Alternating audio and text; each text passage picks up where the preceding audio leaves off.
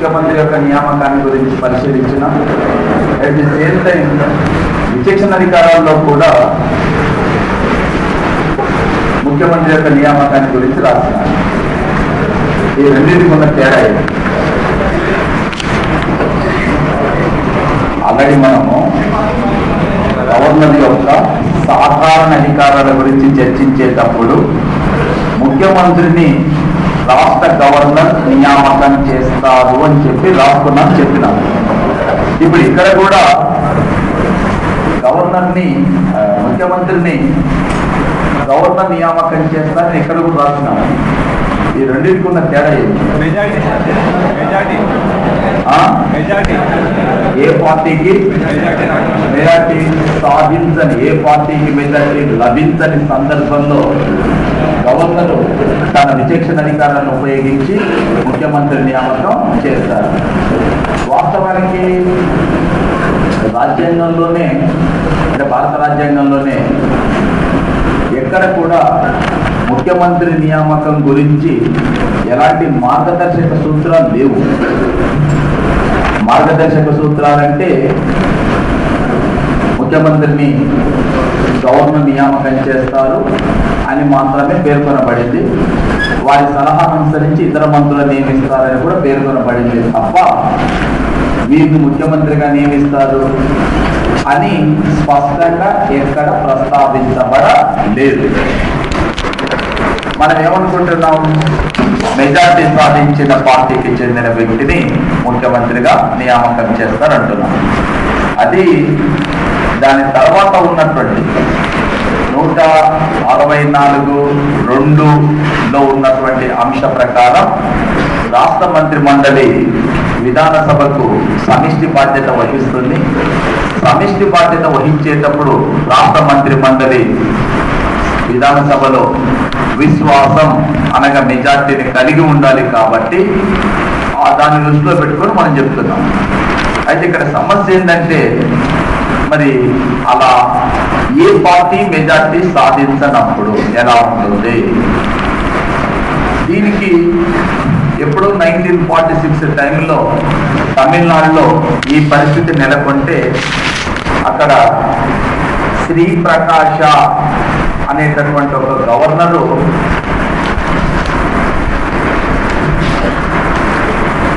ఒక సూత్రాన్ని ప్రతిపాదించినారు. ఏ party majority సాధించినప్పుడు సభలో ఎవరికైతే ఎక్కువ స్థానాలు వస్తాయో, ఎక్కువ స్థానాలు వచ్చినటువంటి పార్టీని ఏకైక పెద్ద పార్టీగా భావించి ఈ పెద్ద పార్టీకి సంబంధించినటువంటి నాయకుడిని సీఎంగా నియమించేటటువంటి పద్ధతిని ఈ శ్రీ ప్రకాష్ అనే గవర్నరు మొదటిసారిగా తమిళనాడులో అంటే నియామకం చేసి ఒక సూత్రానికి శ్రీకారం చుట్టినారు. ఎవరు? శ్రీ ప్రకాష్. ఏ రాష్ట్రంలో? దాదాపుగా ఇది ఆ తర్వాత కాలంలో దేశవ్యాప్తంగా కూడా ఒక సూత్రంగానే పాటించినారు. ఆఖరికి ఒక రాష్ట్రంలో గవర్నర్ అనుసరించినటువంటి అంశాన్ని 1989లో భారత రాష్ట్రపతి అయినటువంటి ఆర్ వెంకట్రామన్ అదే సూత్రాన్ని వినియోగించినాడు. 1996లో భారత రాష్ట్రపతి అయినటువంటి శంకర్ దయాళ్ శర్మ కూడా అదే పద్ధతిని ఉపయోగించినాడు. 89లో ఏ పార్టీకి సంపూర్ణ మెజార్టీ రాని సందర్భంలో నాటి రాష్ట్రపతి ఆర్ వెంకట్రామన్ 191 స్థానాలను గెలుపొందిన కాంగ్రెస్ పార్టీకి చెందిన రాజీవ్ గాంధీనే ప్రభుత్వాన్ని ఏర్పాటు చేయమని చెప్పి ఆహ్వానించినాడు. ఎందుకంటే మొత్తం స్థానాల్లో ఎక్కువ స్థానాలు అదే పార్టీ గెలుపొందింది కాబట్టి.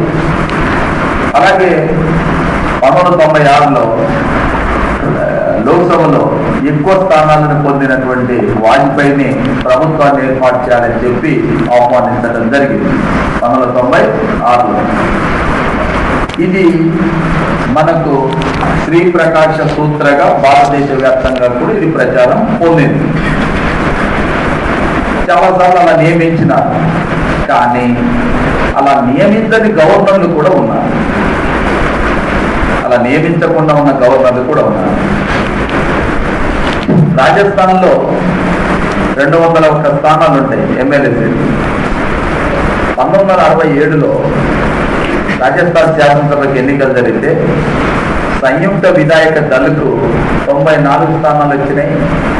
4 స్థానాలు ఇంకొక పార్టీకి వచ్చినాయి, 3 స్థానాలు మరొక పార్టీకి వచ్చినాయి, 2 స్థానాలు ఇండిపెండెన్స్కి వచ్చినాయి. 94, 98, 101, 103. కాంగ్రెస్ పార్టీకి 93 స్థానాలు వచ్చినాయి, మిగిలినటువంటి స్థానాలు ఇండిపెండెన్స్కి వచ్చినాయి.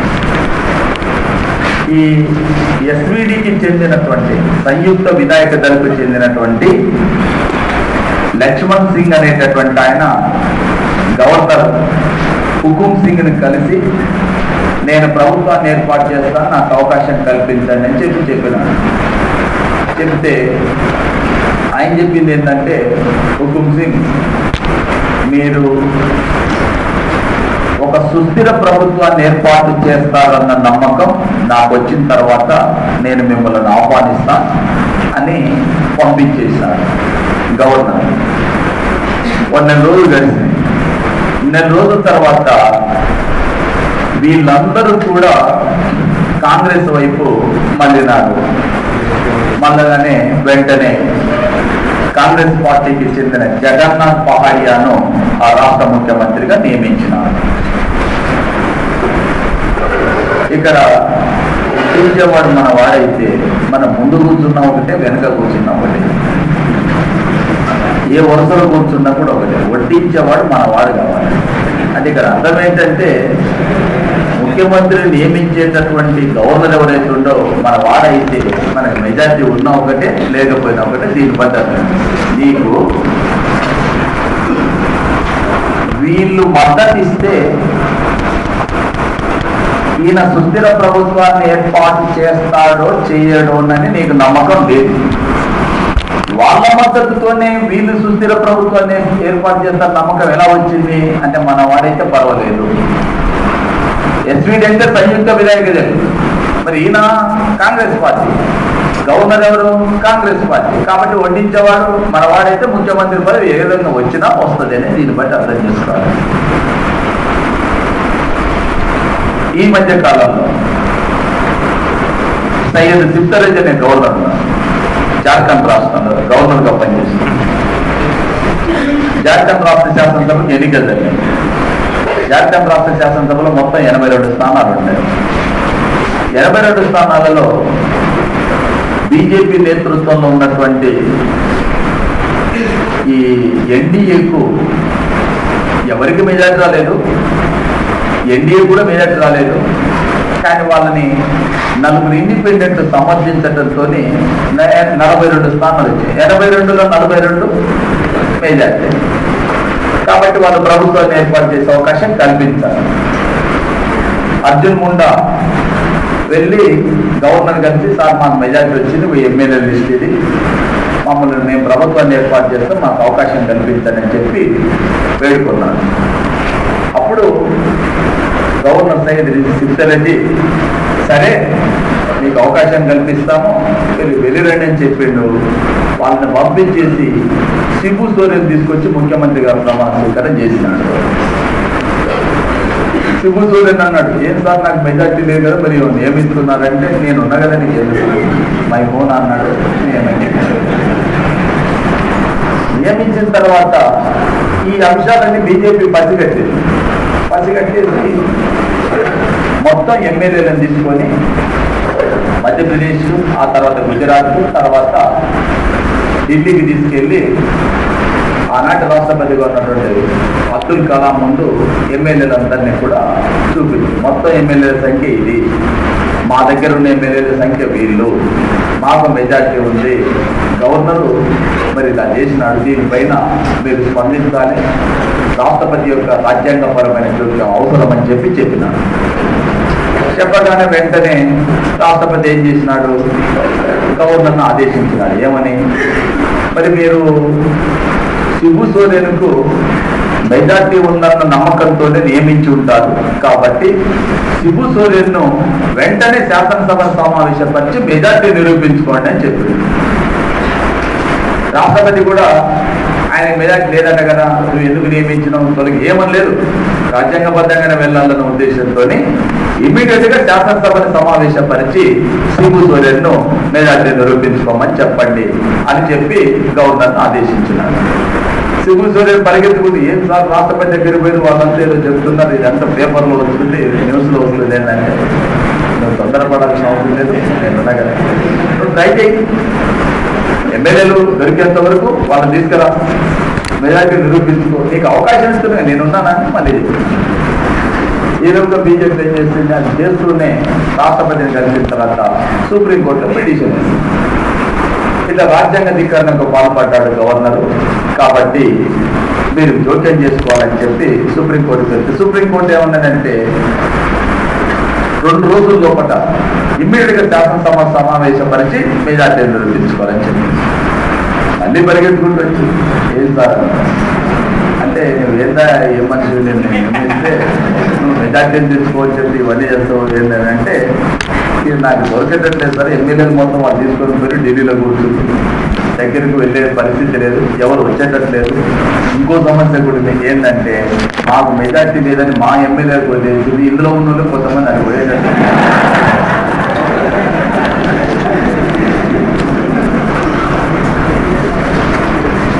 ఇక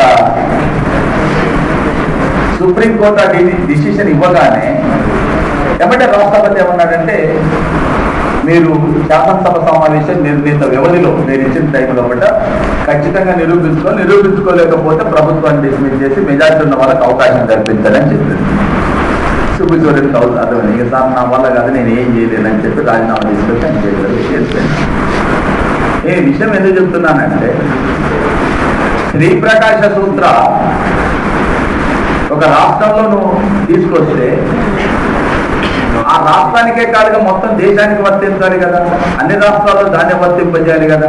అంటే ఈ గవర్నర్లు అనేటటువంటి వాళ్ళు రాజ్యాంగబద్ధమైనటువంటి అధికారాలని తాము కల్పించినటువంటి విచక్షణ అధికారాన్ని విచక్షణ రహితంగా ఎప్పుడైతే వినియోగించుకుంటున్నారో భారతదేశంలో సమస్యలు వస్తున్నాయి. అసలు సమస్య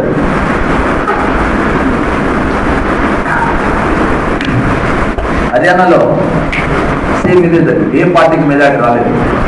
రానప్పుడు ఈ దేవిలాల్ మాజీ ఉప ప్రధానమంత్రి, అదేవిధంగా నిన్న మొన్నటి వరకు హర్యానా ముఖ్యమంత్రిగా పనిచేసిన ఓం ప్రకాష్ చౌతాల యొక్క తండ్రి అయినటువంటి దేవిలాలు ఇండిపెండెన్స్ మద్దతుతో నేను ప్రభుత్వాన్ని ఏర్పాటు చేస్తాను, నాకు ఇంతమంది సపోర్ట్ చేస్తున్నాను, ఏ పార్టీ మెజార్టీ రాకపోయినా నేను మెజార్టీ సంపాదిస్తాను, మెజార్టీ నిరూపించుకుంటాను, నాకు అవకాశం కల్పించాలని చెప్పి లెటర్ ఇచ్చినాను. ఇస్తే జీడి తాప్సీ అనేటటువంటి గవర్నర్, జీడి తాప్సీ, ఈయన ది డే ఆఫ్టర్ టుమారో, ఎల్లుండి మీరు రండి, వచ్చి ప్రభుత్వాన్ని ఏర్పాటు చేయండి, టైము ముహూర్తం అన్ని నిర్ణయించి మీరు రావద్దని చెప్పినారు. వెళ్ళిపోయినాడు. ఆయన సంబరంతో ఇక నేను ప్రభుత్వం ముఖ్యమంత్రి అవుతున్నా, మరి ప్రభుత్వాన్ని ఏర్పాటు చేస్తున్నా అని చెప్పి స్వీట్లు కుంకుమ అన్ని తయారు చేసుకున్నాడు. మరుసటి రోజు ఉదయం 11 గంటలకు భజన్లాల్ చేత జీడి తాప్సీ అనే గవర్నర్ ఏకంగా ప్రమాణ స్వీకారం చేపించారు. అది పెద్ద సంఖ్య. అలాగే ఒరిస్సాలో ఇప్పుడున్న ముఖ్యమంత్రి అయినటువంటి నవీన్ పట్నాయక్ తండ్రి బిజు పట్నాయక్ ప్రగతి పార్టీ పేరు మీద, ఉత్కల్ కాంగ్రెస్ ప్రగతి పార్టీ పేరు మీద పార్టీని స్థాపించి ఎక్కువ స్థానాలకు గెలుపొందితే గవర్నర్ దగ్గరికి వెళ్తే ఆయనకు అవకాశం కల్పించకుండా శ్రీమతి నందిని శతపథిని ఆ రాష్ట్ర ముఖ్యమంత్రిగా నియామకం చేసినారు. ఇట్లా గవర్నర్లు ముఖ్యమంత్రి యొక్క నియామకం చేసేటప్పుడు ఏదో ఒక సూత్రాన్ని పాటించాలి, ఏ సూత్రాన్ని కూడా పాటించకుండా పక్కకు పెట్టేసి తమ ఇష్టం వచ్చినట్లుగా ఈ అధికారాలను నిర్వహించినప్పుడు మాత్రమే దేశంలో ఈ సంక్షోభాలు సమస్యలు తలెత్తడం జరుగుతుంది. ఇక అంటే నేను ఇక్కడ చెప్పొచ్చే అంశం ఏంటంటే, ఏ పార్టీ సంపూర్ణ మెజార్టీ సాధించని సందర్భంలో గవర్నర్ తన విచక్షణ అధికారాన్ని ఉపయోగించి ముఖ్యమంత్రిని నియమిస్తాడు. ఆ నియమించేటప్పుడు గవర్నర్లకు ఎలాంటి ప్రవర్తన నియమావళి లేదు, ఇష్టం వచ్చినట్టుగా వ్యవహరించే అవకాశం ఉంది. కాబట్టే దేశంలో అనేక మంది గవర్నర్ వ్యవస్థ వివాదాస్పదం కావడానికి కారణం అవుతున్నది. ఇక రెండవ విషయం, మంత్రి మండలి రద్దు. జనరల్ గా మంత్రి మండలిని, అధికారంలో ఉన్న మంత్రి మండలి ఎప్పుడు రద్దు చేస్తారు? మెజార్టీని కోల్పోయింది. ఒక రాష్ట్ర ప్రభుత్వం శాసనసభలో మెజార్టీ కోల్పోయింది అని ఎలా నిర్ణయించాలి? ఎలా నిర్ణయించాలి? శాసనసభ నిర్ణయిస్తుందా, రాజ్భవన్లో నిర్ణయించబడుతుందా? శాసనసభలో నిర్ణయించాలి, గవర్నర్ యొక్క రాజ్భవన్లో కాదు. దీనికి మనం వేరే రాష్ట్రానికి వెళ్ళాల్సిన అవసరం లేదు, మనకు స్వీయ అనుభవం. దాన్ని ఒకసారి చూస్తే మనకు అర్థమైంది. 1983లో మన రాష్ట్రంలో మొట్టమొదటిసారిగా కాంగ్రెసేతర ముఖ్యమంత్రిగా ఎన్టీ రామారావు పార్టీ పెట్టిన, తెలుగుదేశం పార్టీ పెట్టిన 9 నెలలకే అధికారంలోకి వచ్చి 201 స్థానాలు సంపాదించి రాష్ట్ర ముఖ్యమంత్రి అయినాడు. రాష్ట్ర ముఖ్యమంత్రి అయిన తర్వాత 1984 ఆగస్టులో ఆయన బైపాస్ సర్జరీ కోసం అమెరికాకు వెళ్ళి బైపాస్ సర్జరీ చేయించుకొని ఇక్కడికి వచ్చేసరికి మన నెల రోజులు ముఖ్యమంత్రిగా పనిచేసిన నాదెండ్ల భాస్కర్ రావు, మన రాష్ట్ర గవర్నర్గా ఉన్నటువంటి రామ్లాల్ ఇద్దరు కలిసి ఎన్టీ రామారావు ప్రభుత్వానికి బైపాస్ సర్జరీ హైదరాబాద్లోనే చేసిన తర్వాత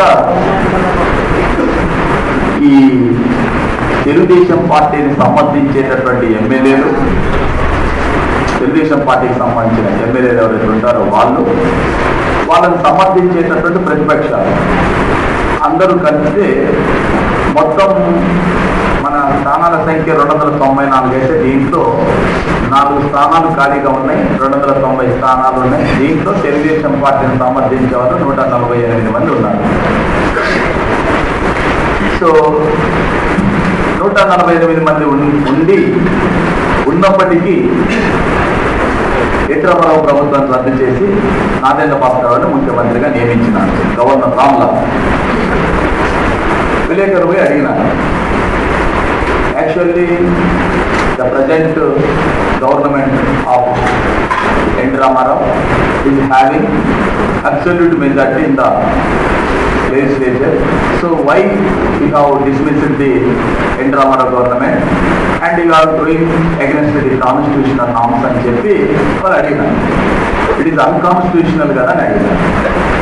గవర్నర్ రివర్స్ అడిగినారు, ఏమని అంటే, you see Mr. whether the governor of any particular state according to Indian constitution whether he is having a power to dismiss the state government or not, you tell me. వీడన్నది ఏంటంటే, విలేకరు అడిగింది ఏంటి, రాష్ట్ర శాసనసభలో ఒక పార్టీకి మెజార్టీ ఉన్నప్పటికీ ఆ ప్రభుత్వాన్ని రద్దు చేసి మెజార్టీ లేని వ్యక్తిని తీసుకొచ్చి ముఖ్యమంత్రిగా నియమించినారు, ఇది రాజ్యాంగ విరుద్ధం కదా అని ఇతను అడిగినాడు ప్రశ్న. అతడు సమాధానం చెప్పింది ఏంటంటే, ఒక రాజ్యాంగ ప్రకారం, భారత రాజ్యాంగ ప్రకారం ఒక రాష్ట్ర గవర్నరు రాష్ట్ర ప్రభుత్వాన్ని డిస్మిస్ చేసే అధికారం ఉంటుందా ఉండదా? రాజ్యాంగాన్ని అనుసరించి ఒక రాష్ట్ర ప్రభుత్వాన్ని డిస్మిస్ చేసే, రద్దు చేసే అధికారం గవర్నర్కు ఉందా లేదా? రాజ్యాంగ ప్రకారం ఉంది కాబట్టి నేను రద్దు చేస్తాను, ఇది రాజ్యాంగ విరుద్ధం ఎలా అవుతుంది? వాడు రివర్స్ అడిగినాడు. అర్థమైంది అనుకుంటా. ఈయన అడిగింది ఏ ఉద్దేశం, మెజార్టీ ఉన్నామని నువ్వు రద్దు చేసినావు, రాజ్యాంగ విరుద్ధంగా వ్యవహరించినావంటే. అతను చెప్పింది ఏంటంటే, రాజ్యాంగ ప్రకారం రాష్ట్ర గవర్నర్కి ఒక రాష్ట్ర ప్రభుత్వాన్ని రద్దు చేసే అధికారం ఉందా లేదా అంటే, ఈయన ఏం చెప్పాలి, విలేకరు ఉంది సార్, మరి రాజ్యాంగ విరుద్ధం ఎలా అవుతుంది, అందుకనే రద్దు చేసినాను. ఇక్కడ మెజార్టీ గురించి అయితే అతను ఇంకో రకంగా చెప్తున్నాను. సరే, రద్దు చేసిన తర్వాత ఎమ్మెల్యేలందరినీ కూడా నంది హిల్స్కి తీసుకెళ్ళి అక్కడి నుంచి డైరెక్ట్గా రాష్ట్రపతి జైల్ సింగ్ దగ్గరికి తీసుకెళ్ళి సార్ మా రాష్ట్ర శాసనసభ సభ్యుల సంఖ్య ఇది, ఖాళీలు ఉన్నది ఇన్ని స్థానాలు, మమ్మల్ని సపోర్ట్ చేస్తున్న వాళ్ళు ఇంతమంది, మాకు మెజార్టీ ఉంది, అయినా గవర్నర్ ఇలా చేసినాడు, దీని మీద మీరు స్పందించాలని చెప్పినారు. స్పందించాలంటే జైల్ సింగ్ వెంటనే గవర్నర్ రామ్లాల్ని ఈయన చేసిన నిర్వాహకం కాదు వచ్చేసే వెనక రీకాల్ చేస్తే ఈయన వెళ్ళిపోయినాడు. తర్వాత శంకర్ దయాళ్ శర్మ వచ్చినాడు. వచ్చే రావడంతోనే నాదెళ్ల భాస్కరరావు ప్రభుత్వాన్ని రద్దు చేసి ఎన్టీ రామారావుని ప్రభుత్వాన్ని ఏర్పాటు చేయమని చెప్పి ఆహ్వానించినాడు. ఎన్టీ రామారావు మళ్ళీ ముఖ్యమంత్రి అయినాడు. నెల రోజుల తర్వాత కట్టసూకాంతమైంది. ఇది జరిగింది. 94లో మళ్ళీ చరిత్ర పునరావృతం. ఎవరి ద్వారా అంటే 84లో ఎన్టీ రామారావు ప్రభుత్వం తిరిగి పునరుద్ధరించడానికి ఎవరైతే కారకుడో అదే వ్యక్తి ఇప్పుడు తిరుగుబాటు చేసినారు. నల్గొండ జిల్లా DCCMS అధ్యక్షుడు ఎన్నికలు జరుగుతుంది. అప్పుడు లక్ష్మీపార్వతి ఈ రాజకీయాలలో ఎన్టీ రామారావు అంటే చాలా కీలక పాత్ర పోషిస్తుంది. ఈ నిన్న రాజీనామా చేసిన దాడి వీరభద్రరావు, చింతకాల ఎన్న పాత్రుడు, పచ్చాల రవి, తర్వాత ఈయన మొక్కుపల్లి నరసింహలు, ఇంద్రారెడ్డి, గాలి ముద్దుకృష్ణ వీళ్ళంతా డబ్బు కొమ్ములు తీసుకొని ఒక ప్రచారం స్టార్ట్ చేసినారు. ఏమని? అన్న బియ్యం వదిన సీఎం.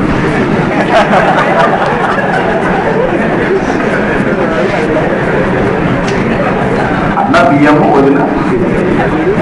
ఈ ప్రచారం జరుగుతున్నా కూడా పెద్దగా ఎవరు అయితే అయినాడు చూద్దామని అనుకున్నాను. అనుకోకుండా ఆ దగ్గర ఈ DCCMS ఎన్నికలు జరిగేటప్పుడు అప్పుడు మాధవరెడ్డి నల్గొండ జిల్లాలో తిరుగులేని నాయకుడిగా ఉన్నాడు. ఆ టైంలో వీళ్ళు ఏం చేస్తున్నారంటే DCCMS కోఆపరేటివ్ బ్యాంక్ అధ్యక్షుని ఎన్నుకోవాలి. ఆల్రెడీ జిల్లా పార్టీ ప్రముఖులంతా కలిసి ఒక ఏకగ్రీవంగా ఈయన ఉంటే బాగుంటుంది అనుకున్నాను. కానీ ఈ లోపల లక్ష్మీపార్వతి ఏం చేపించిందంటే ఎన్టీ రామారావు చేత సీల్డ్ కవర్లో ఒక పేరు రాసి పంపించి ఇతరులు ఎన్నుకోవాలని. అది తీసుకొని వస్తే మీటింగ్ హాల్లోనే కవర్ ఇప్పి చూస్తే వేరే పేరు ఆల్రెడీ అక్కడే చింపేసి డైరెక్ట్గా వాళ్ళంతా కలిసి హైదరాబాద్కి వచ్చినారు. హైదరాబాద్లో మాధవరెడ్డి, చంద్రబాబు నాయుడు, అశోక్ గజపతిరాజు, కోడలి శివప్రసాద్, కోడలి విద్యాధరరావు వీళ్ళంతా ఒక దగ్గర దేవేంద్ర గౌడ్ వీళ్ళంతా కూర్చొని మాట్లాడుతున్నారు. ఎవరో పోయి ఎన్టీ రామారావుకు సమాచారం, వాళ్ళంతా కలిసి కూర్చొని మాట్లాడుతున్నారు, ఇట్లా చెప్పేసినారు, మరి వీళ్ళు ఏం చేస్తున్నారు తెలియదు, కుట్ర చేస్తుండొచ్చు అని నేను చెప్పి ఎవరో చెప్పగానే ఇక ఈ చెట్లు ఉంటారు ఎక్కడైనా. ఎన్టీ రామారావు వాస్తవానికి మంచోడు, కాకుండా ఏంటంటే మంచి మూర్ఖుడు. ఏదైనా ఒక నిర్ణయం తీసుకుని ఎవరు చెప్తే మాట్లాడు ఇవనండి, వీరే సమస్య లేదన్నమాట. సాధారణంగా ఎప్పుడైనా సరే మీరు వాళ్ళ కుటుంబం టోటల్గానే ఎన్టీ రామారావే హృదయం ఉన్న మనిషి, దాంట్లో తిరుగులేదు. ఏదైనా నిర్ణయం తీసుకుంటే ఎవరి ఆలోచన బాగా ఆంధ్రప్రదేశ్లో తీసుకొచ్చిన సంస్కరణ ఇంకోటి ఎవరు కూడా తీసుకురావచ్చాడు. మండల వ్యవస్థ కావచ్చు, గ్రామాధికారుల వ్యవస్థని రద్దు చేయటం కావచ్చు, క్యాపిటేషన్ ఫీజు రద్దు చేయటం కావచ్చు, ఇలాంటి చాలా నిర్ణయాలు తీసుకున్నారు. మనం రాజకీయంగా మాత్రమే చూడదు ఒక వ్యక్తిని చూసేటప్పుడు. మంచి నిర్ణయాలు తీసుకున్నప్పుడు మంచి నిర్ణయాలుగానే చెప్తాం. వెళ్ళి చెప్పారు ఎక్కడ సంగతి జరుగుతున్నాయి అనగానే ఆయన ఏం చేసినాడు, తొందరపడేసి ఆ ద్రోహులని ప్రభుత్వం నుంచి తప్పించడానికి కూడా నేను వెనకాడే సమస్య లేదు అని చెప్పినాడు. రామారావు అన్నంతా పనిచేస్తారు. అని వీళ్ళు ఏం చేసినారు, ఉన్న ఎమ్మెల్యేలంతా కలిసి మన పక్కన ఉన్న వైస్రాయ్ హోటల్కి వచ్చి ఆడ మాట్లాడుకుంటున్నారు. మాట్లాడేటప్పుడు ఏం చేస్తారు, వీళ్ళని సపోర్ట్ చేసి ఎమ్మెల్యేలు ఉంటారు కొద్దిమంది, వాళ్ళందరూ కూడా ఇక్కడ చేరుకున్నారు. ఇక్కడ చేరుకొని మాట్లాడుకుంటున్నా కానీ మళ్ళీ సమాచారం ఏమనేది ఏంటంటే వాళ్ళంతా వైస్రాయ్ హోటల్కి వెళ్ళారు, మీ ప్రభుత్వాన్ని కూర్చోటానికే కుట్ర చేస్తున్నారని చెప్పగానే ఎన్టీ రామారావు గవర్నర్కు వెంటనే వాళ్ళందరినీ కూడా ప్రభుత్వం నుంచి డిస్మిస్ చేయండి అని చెప్పినారు.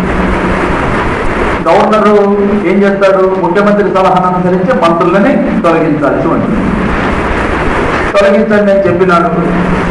చెప్పిన తర్వాత ఇక ఓ పత్రిక, అప్పుడే ఛానల్ వచ్చింది, ఆ పత్రికలు ఇక స్టార్ట్ చేసినారు. 40కి చేరిన సంఖ్య, 70కి చేరిన ఎమ్మెల్యేల సంఖ్య, 70కి చేరిన సంఖ్య లాస్ట్ చూస్తాయి కదా. ఇవన్నీ ఇలా ఇస్తున్నారు. రోజు ఇక స్టార్ట్ అయినాను.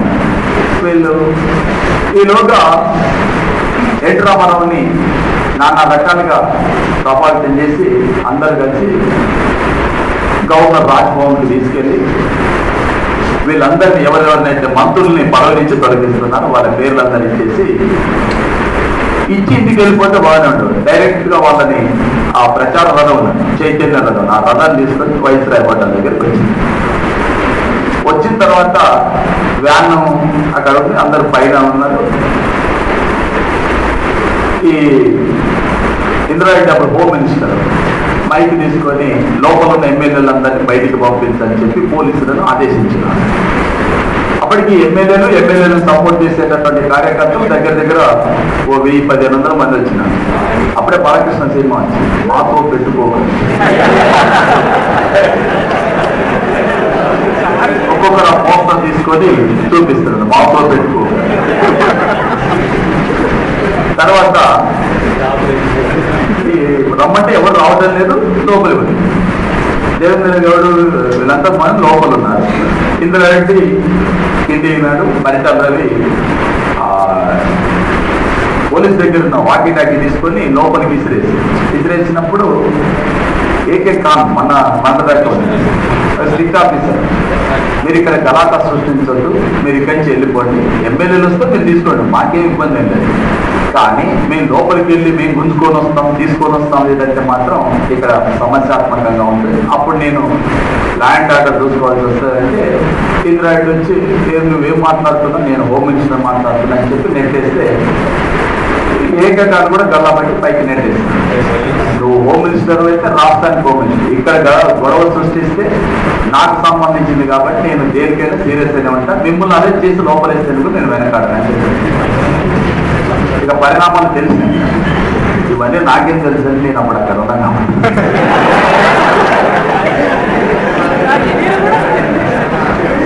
అయితే ప్రత్యక్ష సాక్షి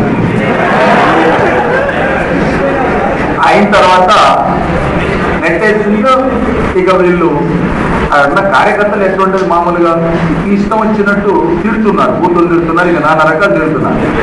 పక్కన కొంతమంది ఉన్నారంటే ఇక్కడ ఉండటం కరెక్ట్ కాదు, కార్యకర్తల సంఖ్య దగ్గర 1500 మంది పైగా ఉన్నారు, వాళ్ళని సపోర్ట్ చేసేవాళ్ళు అని చెప్పి లక్ష్మీపార్వతిని ఇష్టం వచ్చినట్టు తిడుతున్నారు. అది తీసుకొని మళ్ళీ వెళ్ళిపోయిన తర్వాత ఎన్టీ రామారావు చేత వీళ్ళు ఏం చేయించినారంటే ప్రకటన చేయించినారు. నేను శాసనసభను రద్దు చేపిస్తాను, శాసనసభనే రద్దు చేయమని చెప్పి సిఫార్సు చేస్తాను. శాసనసభను రద్దు చేపిస్తే మీ యాక్చువల్గా చెప్పాలంటే అప్పుడు సొంతంగా 5,000 10,000 ఓట్లు రాని వాళ్ళు కూడా గెలిచినారు. ఏదో మామూలు గెలుపు కాదు. అప్పుడు ఎన్టీ రామారావు 221 స్థానాలు తెలుగుదేశం పార్టీ గెలుపొందింది. తెలుగుదేశం పార్టీతో పొత్తు పెట్టుకున్న ఉభయ కమ్యూనిస్టు పార్టీలు 34 స్థానాలు గెలుపొందితే కాంగ్రెస్ పార్టీకి వచ్చిన స్థానాలు 26, ఒట్టి 26. ప్రతిపక్ష పార్టీ హోదా కూడా రాలేదు కాంగ్రెస్ పార్టీకి. అందువల్ల రామారావు చేత ఈ లక్ష్మీపార్వతి బాగా చేసి ఏమని ప్రకటన చేయించిందంటే శాసనసభను రద్దు చేయడానికి కూడా మేము వెనకాడము. అంటే వీళ్ళెవరు 10,000 ఓట్లు సొంతంగా గెలుపొందేటటువంటి తెచ్చుకునే వాళ్ళు లేరు కాబట్టి రామారావు అన్నంత పని చేస్తాడు. శాసనసభ రద్దు అయితే మా ఎమ్మెల్యే పదవి పోతుంది, నెక్స్ట్ టికెట్ వస్తారో రాదో, మేము గెలవము అని చెప్పి ఇక్కడ ఉన్న ఎమ్మెల్యేలు మొత్తం పరిగెత్తుకొని మన దగ్గరికి వస్తారు. కాబట్టి మీరు ఫస్ట్ ఆ ప్రకటన చేయండి అని చెప్పి ప్రకటన చేయించింది. ఈ ప్రకటన చేపిస్తే అది రివర్స్ వర్కౌట్ అయింది. రివర్స్ వర్కౌట్ అయింది. ఎన్టీ రామారావు అన్నంత పని చేస్తారు, శాసనసభను రద్దు చేయాలని చేస్తారు. ఇప్పుడు శాసనసభ రద్దు అయితే నిజంగానే మనకు టికెట్ వస్తుందో రాదో, వచ్చినా మనం గెలుస్తామో గెలవం. కాబట్టి మనం చంద్రబాబు నాయుడిని ముఖ్యమంత్రిగా ఎన్నుకున్నట్లయితే శాసనసభ రద్దు కాదు కదా, మన ఎమ్మెల్యే పదవి ఉంటుంది కదా, శాసనసభ రద్దు కాదు, ఎమ్మెల్యే పదవి ఉంటుంది. అందువలన మనమంతా అప్పుడు ఎమ్మెల్యేలు నిజంగానే ఇక పత్రిక చాలా సీరియస్ గా రాస్తుంది.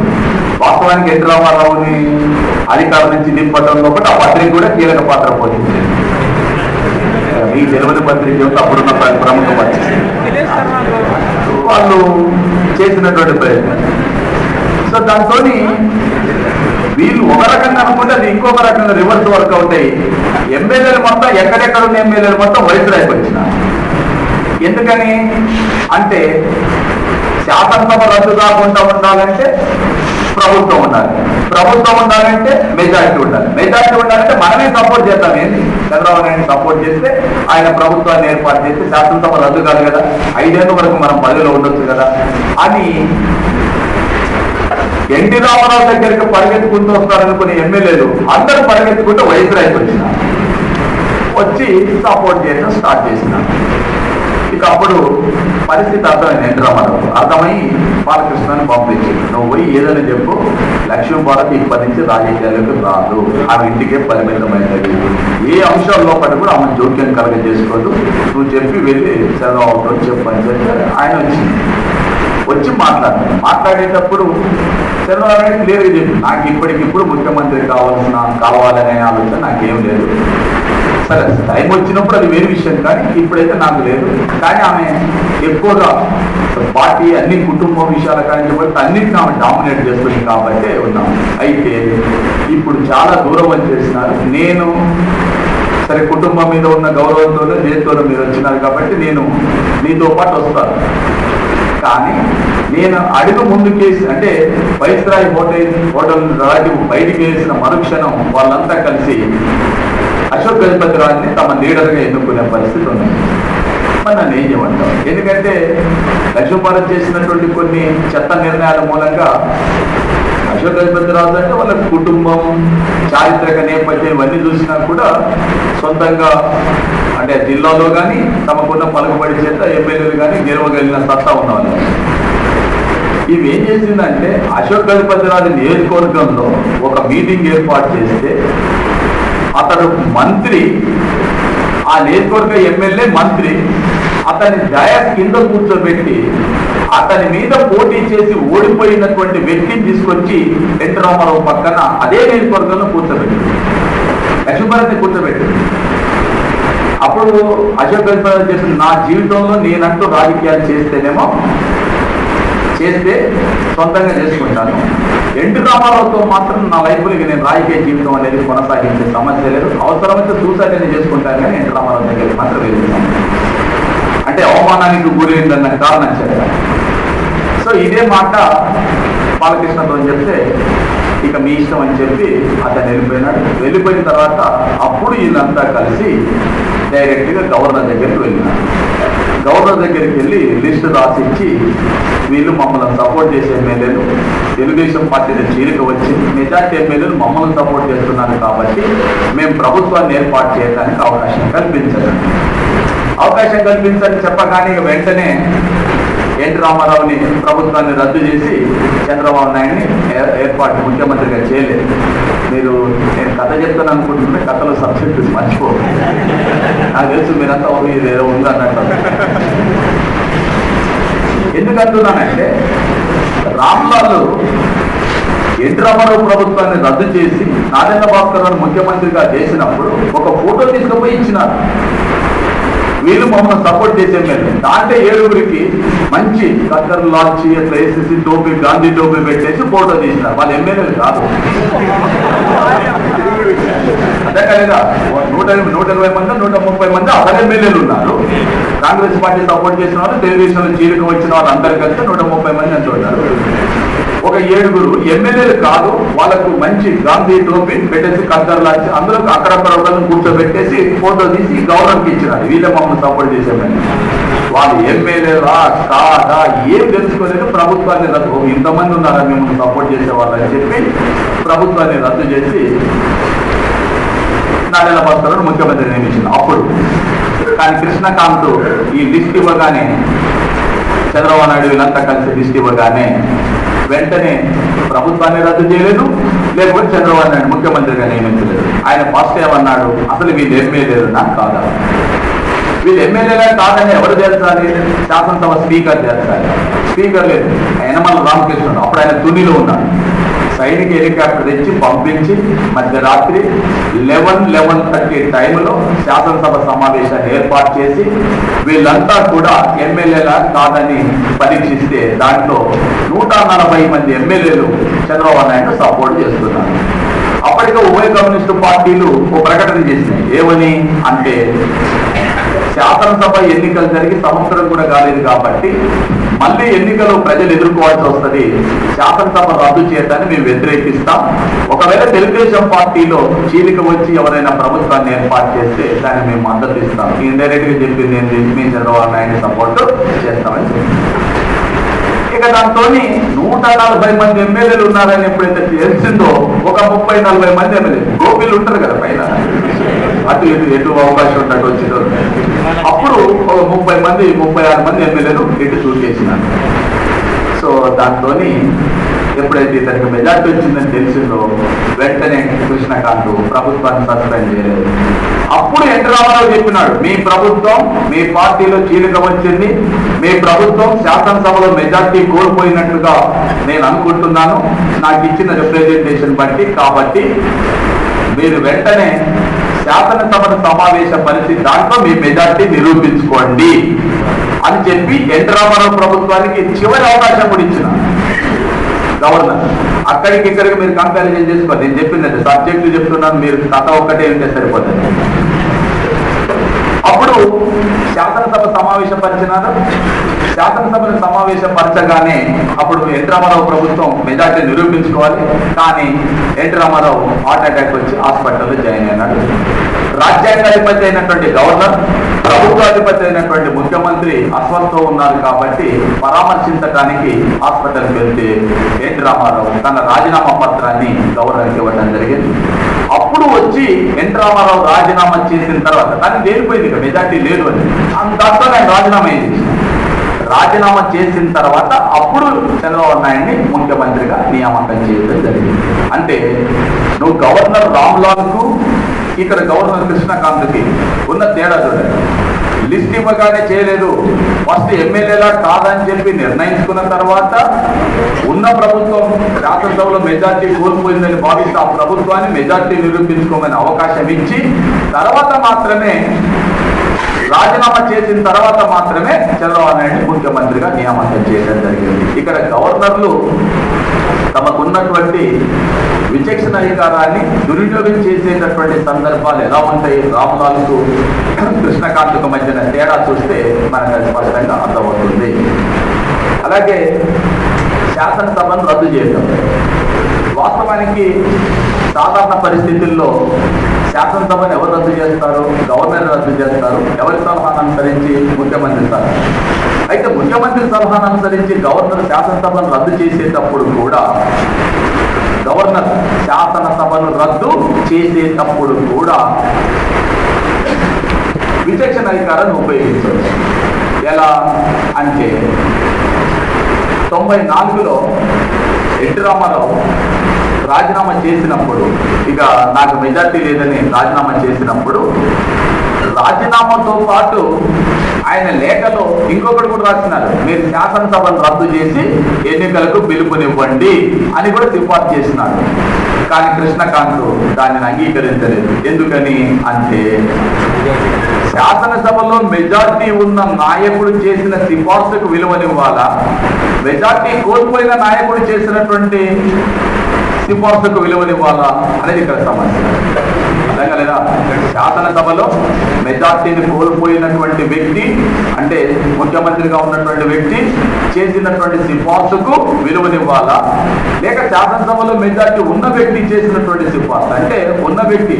దానికి ఉదాహరణ మనకు 2004లో మన రాష్ట్ర శాసనసభలో చంద్రబాబు నాయుడుకు మెజార్టీ ఉంది. అలిపిరిలో ఆయన పైన తిరుపతిలో మావోయిస్టులు దాడి చేసిన తర్వాత డైరెక్ట్గా హైదరాబాద్ వచ్చి రాజ్భవన్కి వెళ్ళి శాసనసభను రద్దు చేయండి, ఎన్నికలు నిర్వహించండి అని చెప్తే గవర్నర్ ఆమోదించాడు. ఎందుకు ఆమోదించినాడు?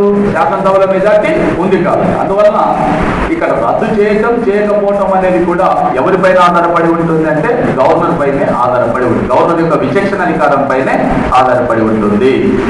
ఓకే, నెక్స్ట్ 356 అనుసరించి పంపించే నివేదిక.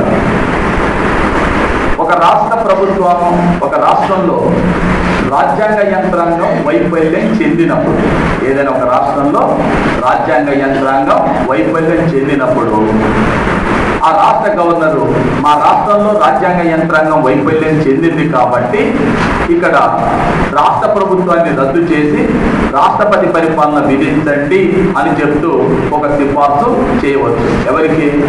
రాష్ట్రపతి. చేస్తే రాష్ట్రపతి ఆ నివేదికను ఆధారం చేసుకొని కేంద్ర మంత్రి మండలిని సంప్రదించి ఆ రాష్ట్రంలో పట్ల రాష్ట్రపతి పరిపాలన విధించవచ్చు. ఇది జరిగింది. అయితే ఈ నివేదిక పంపేటప్పుడు కూడా ఇది పూర్తిగా it is purely the discretion power of the governor. ఎందుకని అంటే గవర్నరు పంపేటటువంటి ఈ నివేదిక సొంత విచక్షణతో పంపిస్తారు. ఏ ముఖ్యమంత్రి కూడా దయచేసి నన్ను పదవి నుంచి తొలగించు, రాష్ట్రపతి పరిపాలన విధించని ఎవరు కోరరు కదా. కుర్చీ కాళ్ళు పట్టుకొని వేలాడతారు తప్ప పదవి కోసం ఎవరైనా రద్దు చేయండి, నన్ను తీసేయండి అని చెప్తారంటే ఎవరు చెప్పరు కదా. ఇది గవర్నర్ పంపించేటటువంటి నివేదిక. ఎలా పంపిస్తారు నివేదిక అంటే, బీహార్ గవర్నర్గా బూటా సింగ్ ఉండేవాడు. బూటా సింగ్ గవర్నర్గా ఉన్నప్పుడు రబీదేవి ముఖ్యమంత్రి. ఒకరోజు ఏదో మీటింగ్ జరిగింది ఈవినింగ్. దానికి ముఖ్యమంత్రిగా ఉన్నటువంటి రబీదేవి వచ్చింది, గవర్నర్ వచ్చినారు, ఇతర డిగ్నిటరీస్ వచ్చినారు. సమావేశం జరిగింది. సమావేశంలో మాట్లాడినారు. టీలు టిఫిన్లు బిస్కెట్ అయిపోయినాయి. ఎవరి దాకా వాళ్ళు వెళ్ళిపోయినారు. మరుసటి రోజు ఉదయం ఢిల్లీలో కేంద్ర క్యాబినెట్ మీటింగ్ జరుగుతుంది. మీటింగ్ జరుగుతుంటే అత్యవసర మీటింగ్ జరుగుతుంది. విలేకరులు అడిగిన అప్పుడే ప్రమోద్ మహాజన్ ఉన్నాడు, ఆయన బయటకు వచ్చిన సమావేశం.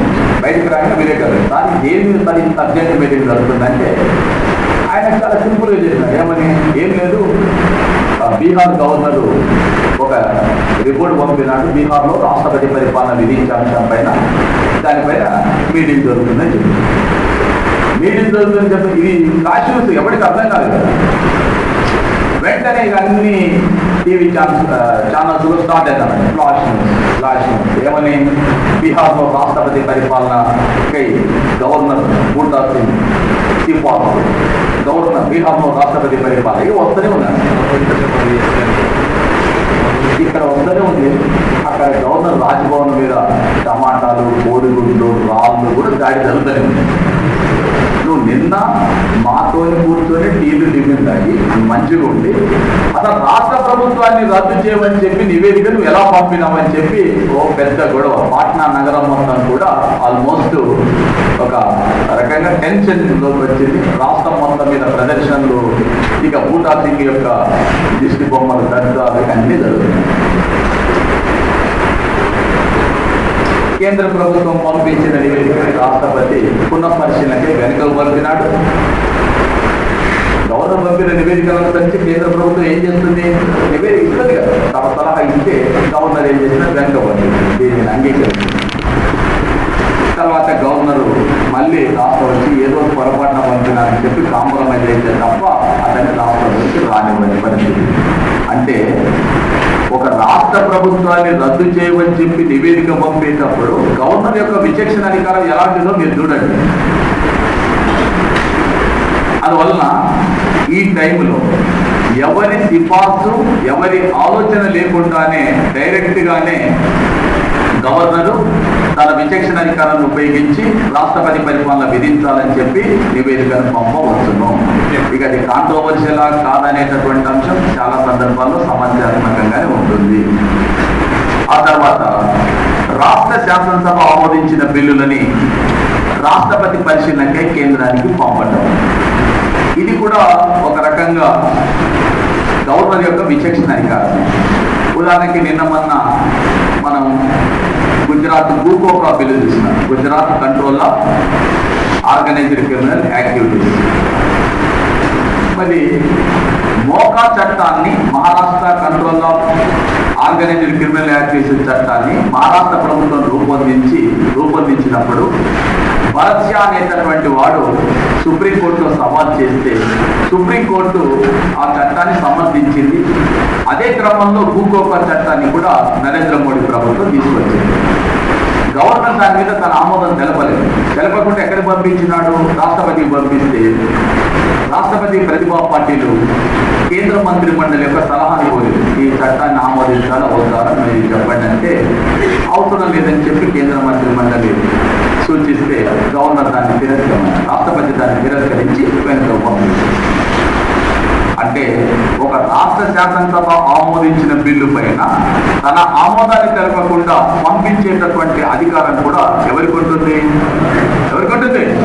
గవర్నర్కి ఉంటుంది. ఇలాంటి సందర్భాలలో రాష్ట్ర ప్రభుత్వాల మధ్యన అనేక సమస్యలు వచ్చినాయి. ఒక సందర్భంలో మాత్రమే కాదు. ఉదాహరణకి పశ్చిమ బెంగాల్ రాష్ట్ర ప్రభుత్వం ఆమోదించిన అనేక బిల్లులని ఇలాగే పంపించినప్పుడు మనకు పశ్చిమ బెంగాల్లో భూ సంస్థల చట్టం పైన గవర్నర్ ఆ బిల్లుకు తన ఆమోదం తెలపకుండా రాష్ట్రపతి పశ్చిమ పంపితే 7.5 సంవత్సరాల తర్వాత ఆమోదం లభించింది. మన రాష్ట్రాల్లో ఎన్టీ రామారావు ముఖ్యమంత్రిగా ఉన్నప్పుడు కుముద్బిన్ జోషి గవర్నర్గా ఉన్నారు. మద్రాసుకు మంచినీటిని అందించేటటువంటి తెలుగంగ ప్రాజెక్టు సంబంధించిన పర్మిషన్ల పైన గవర్నరు కేంద్ర ప్రభుత్వానికి పంపిస్తే 2.5 సంవత్సరాల తర్వాత ఆమోదం లభించింది. పోలవరం ప్రాజెక్టుకు సంబంధించిన అన్ని పర్మిషన్లను కూడా రాజశేఖర రెడ్డి ఒకటే రోజులో తెచ్చినారు. 7.5 సంవత్సరాలు, 2.5 సంవత్సరాలు, ఒక్క రోజు. నేను ముందు చెప్పినది వడ్డించేవాడు మనవాడైతే ఇక్కడ కాంగ్రెస్ అక్కడ కాంగ్రెస్ ఉండటం వలన పర్మిషన్ ఎమ్మటే వచ్చింది. అంటే గవర్నర్ల యొక్క విచక్షణ అధికారం ఏదైతే ఉందో ఇది మనం సింపుల్ గా చూడటానికి అవకాశం లేదు. తమ ఇష్టం వచ్చినట్టుగా కూడా వ్యవహరించేటటువంటి అవకాశం ఉంటుంది. అలాగే రాష్ట్ర ప్రభుత్వంపై న్యాయ విచారణకు అవకాశం కల్పించడం. రాష్ట్ర ప్రభుత్వాలపై న్యాయ విచారణ చేయాలంటే గవర్నర్ అనుమతిస్తేనే న్యాయ విచారణ చేస్తాం, లేకపోతే న్యాయ విచారణ చేసే అవకాశం ఉండదు. ఎందుకంటే ముఖ్యమంత్రి మంత్రులందరినీ నియమించేది ఎవరు నియమిస్తారో? గవర్నర్ నియమిస్తారు. వాళ్ళు ఎవరి తరఫున పనిచేస్తున్నట్టు? గవర్నర్ తరఫున పనిచేస్తున్నట్టు. ఎవరి పేరు మీద పనిచేస్తారు? గవర్నర్. అలా పనిచేసేటటువంటి వారిపైన ఏమైనా ఆరోపణలు వచ్చినా విచారణ చేయాలన్నా కూడా దానికి ఎవరు అనుమతి ఇవ్వాలంటే ఎవరు ఇవ్వాలి? గవర్నర్. మన రాష్ట్రంలో ఈ నెదురుమల్లి జనార్దన్ రెడ్డి ముఖ్యమంత్రి కావడానికంటే ముందు మర్రి చెన్నారెడ్డి ముఖ్యమంత్రిగా ఉన్నారు. మర్రి చెన్నారెడ్డిని ముఖ్యమంత్రి నుంచి తొలగించిన తర్వాత నెదురుమల్లి జనార్దన్ రెడ్డి ముఖ్యమంత్రి అయినాడు. మరి మర్రి చెన్నారెడ్డి ఇక్కడే ఉంటే మళ్ళీ ఇక్కడ అసమ్మతి వర్గం ఉంటుందని చెప్పి ఇతన్ని తమిళనాడు గవర్నర్గా నియామకం చేసినారు. తమిళనాడు గవర్నర్గా నియామకం చేసిన తర్వాత అప్పుడు జయలలిత ముఖ్యమంత్రిగా ఉంది. జయలలితకు చెన్నారెడ్డికి అస్సలు పడేది కాదు. ఇక ఎదురెదురు పడితే దుడ్డు పడుకునే పరిస్థితి. అయినా కూడా సరే బాగా వ్యతిరేకతతో కూడుకున్నటువంటి వాతావరణం ఉండేది. దీన్ని దృష్టిలో పెట్టుకొని ఒకసారి జయలలిత ఒక సంచలనాత్మక నిర్ణయం తీసుకుంది. రాష్ట్ర శాసనసభలో బిల్లును ప్రవేశపెట్టినది. ఏమని? ఇప్పటి నుంచి తమిళనాడులో ప్రాంతీయ విశ్వవిద్యాలయాలకు గవర్నర్ ఛాన్సలర్గా ఉండరు. మరి ఎవరు ఛాన్సలర్గా ఉంటారు? ముఖ్యమంత్రి ఛాన్సలర్గా ఉంటుంది. వైస్ ఛాన్సలర్లను కూడా ముఖ్యమంత్రి నియమిస్తుంది అని తమిళనాడు శాసనసభలో బిల్లును ప్రవేశపెట్టి బిల్లు ఆమోదించినారు. ఇది చట్టం కావాలి. ఎవరి దగ్గర పంపించాలి? గవర్నర్ దగ్గర పంపించారు. గవర్నర్ దగ్గర పంపించి సార్ మీకు ఉరి శిక్ష చేస్తున్నా, మీరు సంతకం పెట్టుకోండి అన్నట్టు. గవర్నర్ ఏం చేసినారు? చూసి సరే మంచిది ఆయన ఆమోదించకపోతే చట్టం కాదు. రాజ్యాంగ ప్రకారం ఆమోదిస్తే చట్టం అంటుంది. కొద్ది రోజుల తర్వాత ఈ ట్యాక్సీ భూముల కుంభకోణం చేస్తుంది. తమిళనాడు ఇండస్ట్రియల్ డెవలప్మెంట్ సంబంధించినటువంటి భూముల కుంభకోణం చెన్నైలో సెంటర్ సిటీ సెంటర్లో ఆల్మోస్ట్ 250 కోట్ల విలువ చేసేటటువంటి స్థలాలు ఒక కుంభకోణంలో కూడా ఈమె వేరే వాళ్ళకు అప్పగించింది. దాంట్లో ఈమె అధికార దుర్వినియోగానికి పాల్పడ్డది అని చెప్పి కరుణానిధి, ప్రతిపక్ష నాయకుడుగా ఉన్న కరుణానిధి అన్ని వివరాలు సేకరించి ముఖ్యమంత్రి జయలలిత పైన న్యాయ విచారణకు ఆదేశం ఇవ్వండి అని చెప్పి నేను చాలుగా ఎదురుగా తీసుకురమ్మని సైన్ చేశాను. ఆ సైన్ చేసిన కేసులోని జయలలిత శిక్ష పడింది. న్యాయ విచారణకు అవకాశం కల్పిస్తూ వచ్చినటువంటి ఆ కేసులోనే జయలలితకు 2 సంవత్సరాల కఠిన కారాగార శిక్ష విధించడం జరిగింది. మనం ఒక్కడు సినిమా ఇది ఉంటుంది, దేశం ఉండదు. అదే వాడు సరే నీ మీద న్యాయ విచారణకు నేను ఆదేశిస్తున్నానంటే ఒక పిచ్చివాడ, ఒక ముఖ్యమంత్రి పైన న్యాయ విచారణ చేయాలంటే రాష్ట్రపతి అనుమతి తీసుకొని గవర్నర్ అనుమతి ఇస్తేనే సాధ్యమవుతుంది. నేను అవన్నీ తీసుకొని వచ్చినాను అని చెప్పి అదే ఇప్పుడు అప్పుడు మనకు విధులు తప్పట్లు ఓపాటాలు. అది రాజ్యాంగంలో పొందుపరిచినటువంటి అంశమే. ఒక ముఖ్యమంత్రి పైన కానీ మంత్రుల పైన కానీ న్యాయ విచారణ జరపాలి అన్నప్పుడు వ్యక్తిగత కారణాలు కాదు, ప్రభుత్వం పైన న్యాయ విచారణ జరపాలన్నప్పుడు ఖచ్చితంగా గవర్నర్ యొక్క ఆమోదం ఉండక తప్పదు. గవర్నర్ ఆమోదం ఉన్నప్పుడు మాత్రమే న్యాయ విచారణ చేసేటటువంటి అవకాశం ఉంటుంది. ఓకే, ఇది గవర్నర్ సంబంధించినటువంటి విచక్షణ అధికారం. ఓకే, అయితే ఈ గవర్నర్ వ్యవస్థ పైన మన దేశంలో విమర్శలు రావడానికి కూడా ప్రధాన కారణం ఏంటంటే ఈ అధికారాలే. ఏ అధికారాలు? విచక్షణ అధికారాలు. విచక్షణ అధికారాలను విచక్షణ రహితంగా వినియోగించటం మూలంగానే సమస్యలు వచ్చినాయి. అధికారాలు విచక్షణ అధికారాలు కానీ విచక్షణ రహితంగా వినియోగించడం మూలంగానే సమస్యలు రావడం జరిగింది. కాబట్టి 1967 తర్వాత భారతదేశంలో గవర్నర్ వ్యవస్థ వివాదాస్పదమైనది.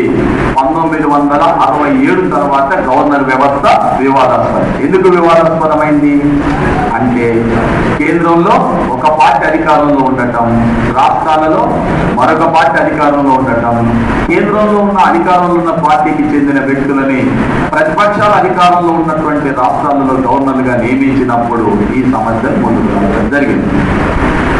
ఇక గవర్నర్ వ్యవస్థ పైన వచ్చినటువంటి సమస్యలు వివాదాలని విచారించడం కోసం గవర్నర్ వ్యవస్థ పైన అంటే విమర్శలు రావడానికి గల కారణాలని అంటే పరిశీలించడం కోసం భగవాన్ సహాయ్ కమిటీని ఏర్పాటు చేయడం జరిగింది.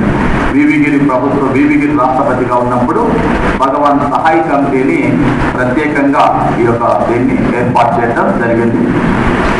1979లో 1979లో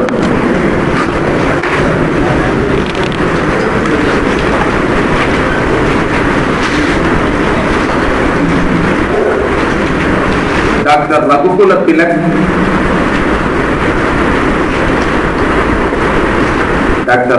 తిలక్ వర్సెస్ హర్గోవింద్ డాక్టర్ రఘుకుల తిలక్ వర్సెస్ హర్గోవింద్ ఇలా మధ్య జరిగిన వ్యాఖ్యలో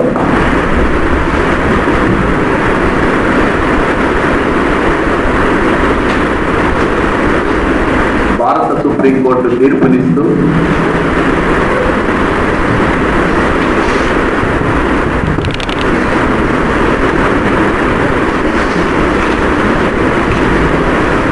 గవర్నర్లు కేంద్ర ప్రభుత్వ ఉద్యోగులు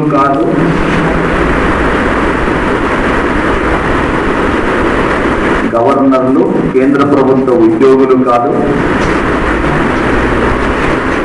కేంద్ర ప్రభుత్వం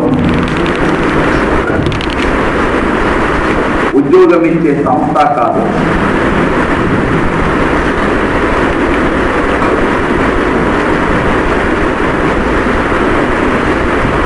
అనగా గవర్నర్లు రాష్ట్ర రాజ్యాంగ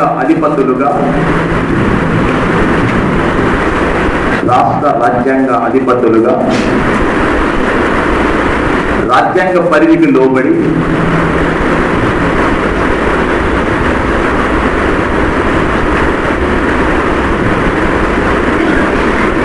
తమ అధికారాలను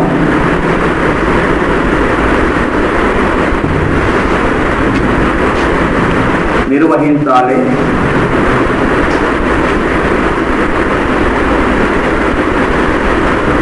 అని పేర్కొనడం జరిగింది.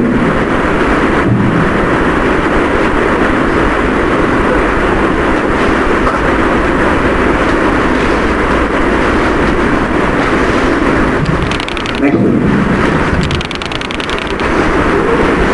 Ram జవయ్య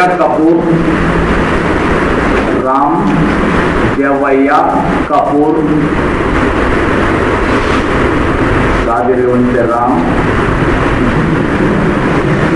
జవయ్య Kapur versus state of Punjab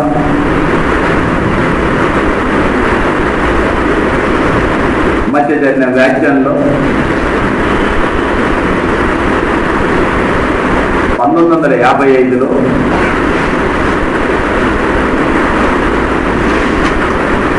భారత సుప్రీంకోర్టు తీర్పునిస్తూ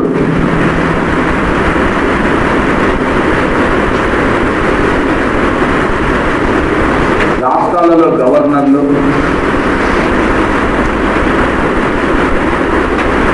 కేంద్రంలో రాష్ట్రపతి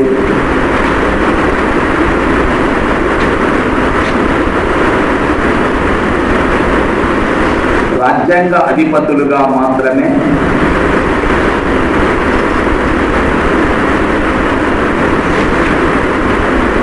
వ్యవహరిస్తారు తప్ప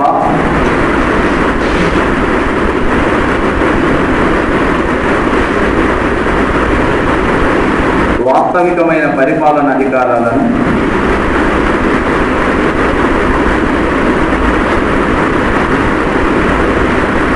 రాష్ట్రంలో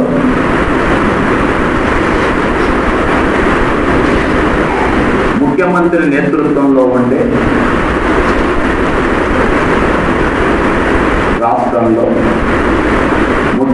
నేతృత్వంలో ఉండే మంత్రి మండలి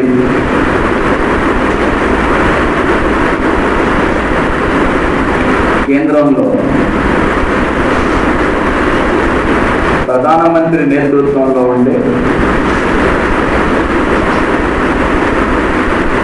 మంత్రి మండలి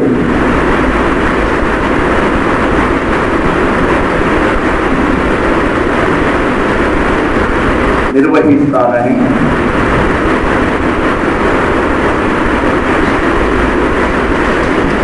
పేర్కొన్నది.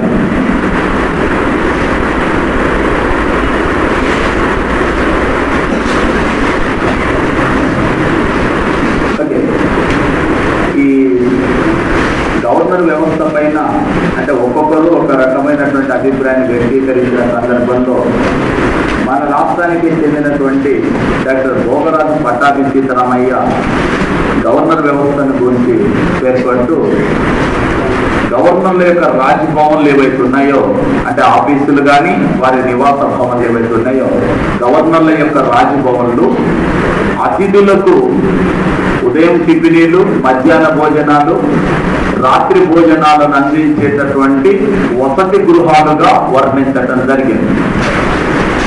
ఎవరు? డాక్టర్ భోగరాజు పట్టాభి సీతారామయ్య గవర్నర్ యొక్క ఆఫీసు గురించి ఆ విధంగా వ్యాఖ్యానించడానికి కారణం ఏంటంటే గవర్నర్లకు ఉండేటటువంటి అధికారులు చాలా పరిమితమైనవి. కానీ మన దేశంలో గవర్నర్ వ్యవస్థ ఇలా అంటే వివాదాస్పదమైంది. తర్వాత ఇంకొకటి రాయండి. 1990లో విపి సింగ్ ప్రభుత్వం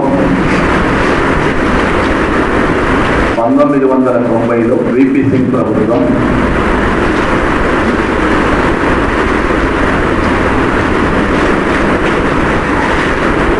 దేశంలోని అన్ని రాష్ట్రాల గవర్నర్లను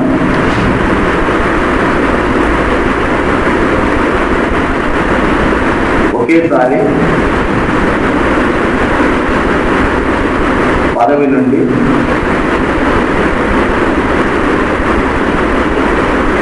తొలగించడం జరిగింది.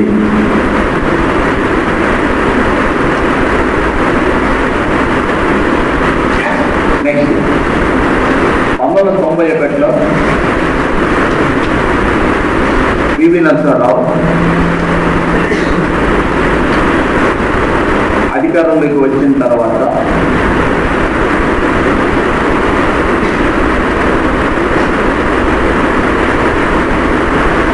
విపి సింగ్ ప్రభుత్వ కాలంలో నియమించబడిన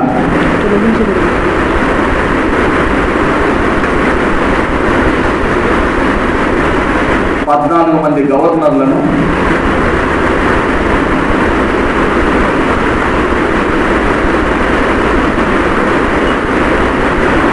పదవి నుండి